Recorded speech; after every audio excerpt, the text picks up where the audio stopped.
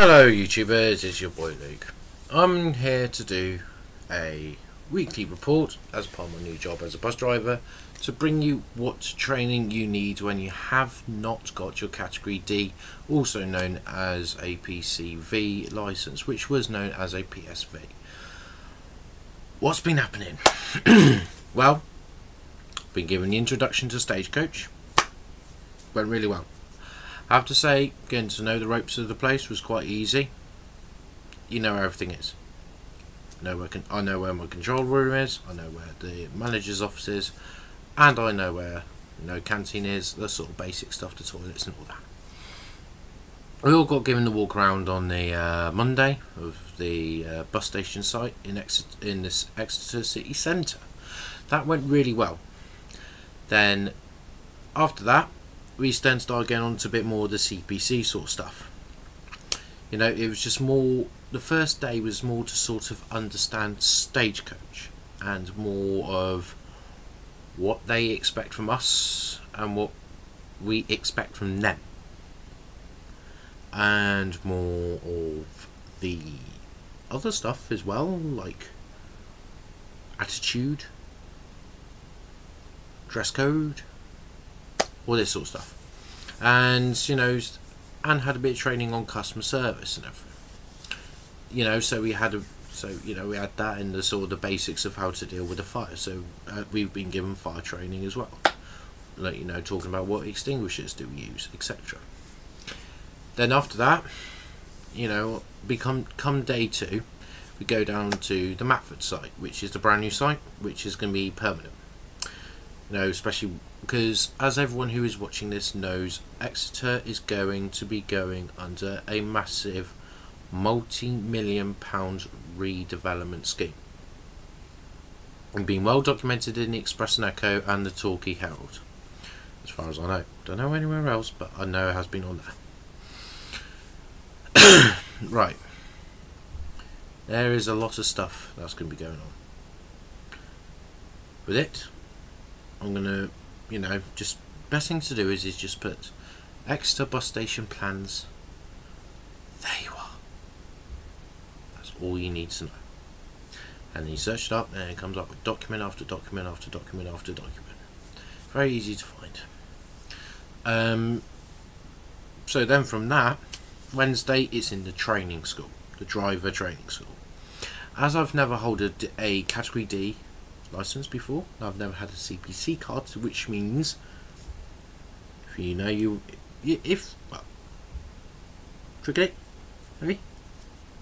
certificate of professional competence. That's what it means, and that's 5 modules. I sort of disagree with how the CPC is set out in a way. Yep. Got introduction to CPC, which doesn't count as a module, but in my eyes I think it should, because I've been practicing the theory and hazard perception, then going to be practicing the case studies. Now the theory is a lot different to your car. In the car, for your car license and all that, your Category B, all you have to do is answer correct minimum of 43 questions. There you are, you've got your pass.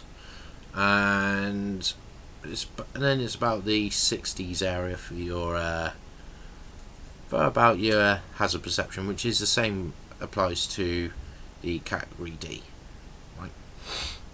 Or known as large vehicles as well. Here's the thing with a Category D for a theory test. When you're sitting it for your first time, you're going to be asked 100, not 50. Right? The pass mark is very, very difficult. It's 85. You need to get 85 right. Then you have passed your exam for that. And you go on to the hazard perception. About 60 mark, I think it is. Stand me, correct me in the comments if I'm wrong. Then go on to do the case studies. You get given about 6 or 7 case studies and you just have to practice them. And basically it gives you a scenario and then a set of questions to go with the scenario that you've been given, which are going to be 6 or 7 of them. So with that, there is, to each case study I think it's about 5 marks. I think it's about 5 or 10 marks to every single case study, so it's quite a lot. No, I think it's 10. Might be wrong on that one again, but anyhow, well, never mind the differences with this one. This is only just going to give you a general idea. So I've been doing that for the past few days, and I've been getting now all my theory into very late 80s, early 90s. So I think on Monday when I do sit my theory test, which is called the Module 2, which I think it should be called, it's called Module 1, but I think it should be called a Module 2 because you've got your introduction to CPC, that should be your Module 1, and then it should be theory with hazard perception on Module 2, then your case studies on Module 3, then the Module 4, which is next week, is going to be the practical demonstration, and then the Module 5, it should be is the show me tell me, which is basically going around vehicle checks and all that, so showing of how you would check for different things in a vehicle. But yeah, that's what's been going on this past week, and it has been, I can't exactly say stressful because it's not really been stressful, it's just been practicing, but I have to say it's very rigorous and very tiring. You need to get over 85% right. If you don't get 85%, you're on your lines to failing. Because Stagecoach, their training school say must be in the 90s, because here's the thing that I agree with them with this completely, and I've not argued with them about it because there's no point arguing about it, and also here's the reason why. Practicing it, it's all going in, but for when it comes to do the test, you're added with nerves, which could have depending on what sort of person you are, whether you get affected by nerves or not, could have a dramatical effect on your overall score on the actual test. Now, for this is a test that Stagecoach are paying out for me to do. Now, this is for where it gets a bit tricky, because if I fail that once, I've got to take another retest. Fail that retest, I've then got to do another. But I'll fail that. That's three. And then we're going to be asking questions. Do I stay or do I go? So I've got to pass this on Monday. Very good impression. Case studies, not a problem. And also they're saying, it's best that you've overlearned and overtrained yourself than undertrain yourself and fail. Because whichever way you go about it, you need to go about it in a way which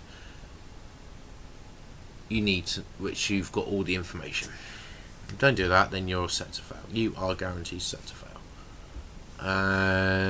But yeah, that's all that's been happening this week. It's been a very long week. Finally got around to doing this after I've cleared my head, because I've had some private issues to deal with, which actually I'm going to mention in a second. And the time is now, bloody hell, nearly coming up 11:50 at night on the 25th of the 11th, 2016. I'm off till Christmas. Happy Christmas, people. Sending my early Christmases wishes out. Basically, the issue I had today, which happened, I received an email from HMRC saying I was offered £159 something or other tax return because apparently I got paid too much tax. The email looked identical. I literally could not sniff it apart from an actual email from the Gov website. I really could not sniff out the difference. So I thought, on my phone, right, at work thinking, 159 quid, bargain. Right, click on it. Put my name, my address, my postcode, and everything else, phone number. Then it goes on to do my bank questions. So I was like, right, put my card number, put my sort code, put my account number in. And then put in my security question in, my expiry date, what bank I'm with, and then just sign the agreement at the bottom, and it said right, this is for, this is at, the copyright was for copyright, crown copyright symbol, remember. So I thought, right, this all looks all deal, so I did this about lunchtime. Right, fuck off. Right, let's go on. Get on, go to work. Go do some more practicing on my theory, and also my hazard perception at this point. I came out, finished about 4:15, something else like that. My eyes being bog-eyed, I needed a bit of a break, so I met a friend of mine after work for about half an hour, 45 minutes. Everything was all nice bells and whistles, and then I received an email from my father. He says, right, there's a scam email going around from about the Metropolitan Police. Someone's obviously taken something from their database, and they've decided saying, right, we're going to use it in ours, and send out false emails. So I thought, right, okay, so ring me old man, see what's going on. He explains to me, nope, it wasn't sent. It was not sent in error. I meant to send that. So I said to him, right, okay, could have explained that. Then I wouldn't have had to call you. Bit pointless now. So that got me then thinking about that email that I had from HMRC. So I thought, right, this is a little bit dodgy now. I then went to check the site on my laptop on Chrome. So I thought, right, okay, sign into my emails, open it, there we are, there comes my inbox. Click on it, that's fine.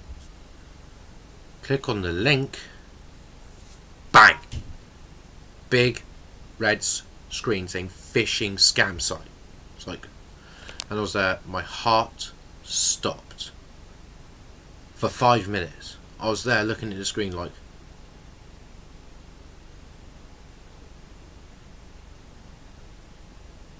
frozen like that. I was literally frozen like that for 5 minutes, knowing I had been a victim of online banking. Well, not even online banking, of bank fraud. I've been a victim to it, for fuck's sake. So I then thought, right, after 5 minutes, went out for a fag. Thought, right, what am I going to do here? What do I need to do? So I was like, right, common sense. Search on NatWest, get their emergency line. That emergency line I know is going to be for fraud. So I called them up immediately. Also, for anyone who's having any difficulty with banking with NatWest, and they've had that same experience, and they need a contact number, I will leave that contact number in the description. It is an emergency line if you have ever been a victim of fraud like myself, where I nearly had my bank account wiped and cleared, which will have happened. Some point down the line, give it 2-3 weeks, maybe 2-3 months, it would have happened. If I hadn't have intervened, then it would have happened. So I thought, right. So I'm going to put that in the description. Okay. So yes, right. So I called them up, told them what happened, what the email said, what I did afterwards, and what details I put in. And essentially, it's pretty good. I've got 43 quid on me in cash at the moment, because I can't use my bank account at the moment unless I go to my bank. I'm not going to say where it is.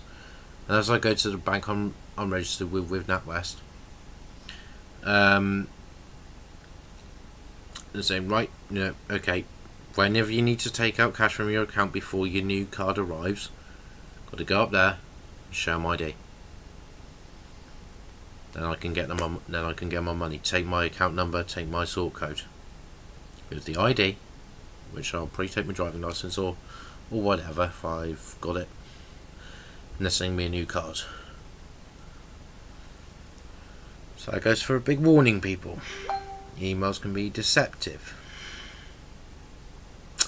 Very deceptive indeed. Never, never, never, if you receive an email by the police or government, never give your details out with checking first, because it could be a scam. Don't do what I did, and that was be foolish enough and gullible enough to fall for its layout. Do not fall for it. If in doubt, it's from HMRC or borrow a tax return or whatever, phone up the local tax office. Phone them up. They will tell you if they sent you that email or not. They have to tell you, because you've received a suspicious email and it could be fraud. So always, always, always, if in doubt, phone your local tax office, or phone the police on 101, non-emergency line, because it's not a life or death situation. But phone 101 or your local tax office if you ever receive an email asking about money or any bank details or anything else like that, which has been circulating around this week.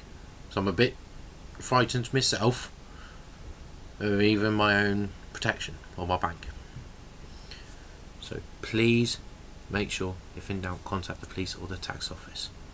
Don't do what I did. Be naive thinking that's extra money. Right, fill my details in. Send. Don't do that. Don't be foolish like me. Don't do what I did. Just please don't. Because you could regret it later when your bank account is cleared and you have no access. Try explaining that one.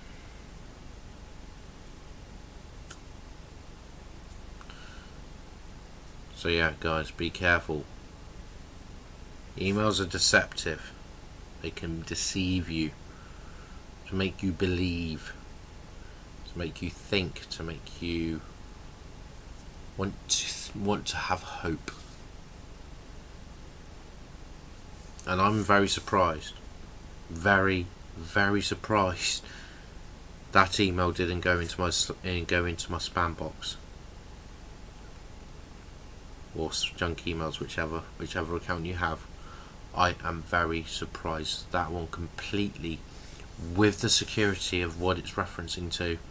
I'm very surprised it didn't get sent to my spam filter. I'm very, very, very surprised that Microsoft didn't intervene and say this is a fraudulent email. I am very surprised.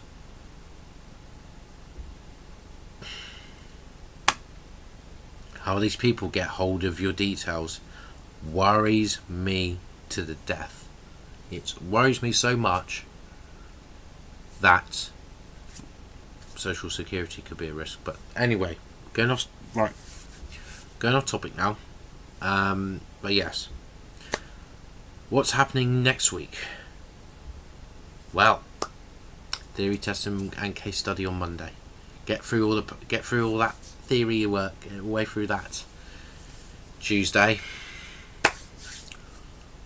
training on the buses, hopefully.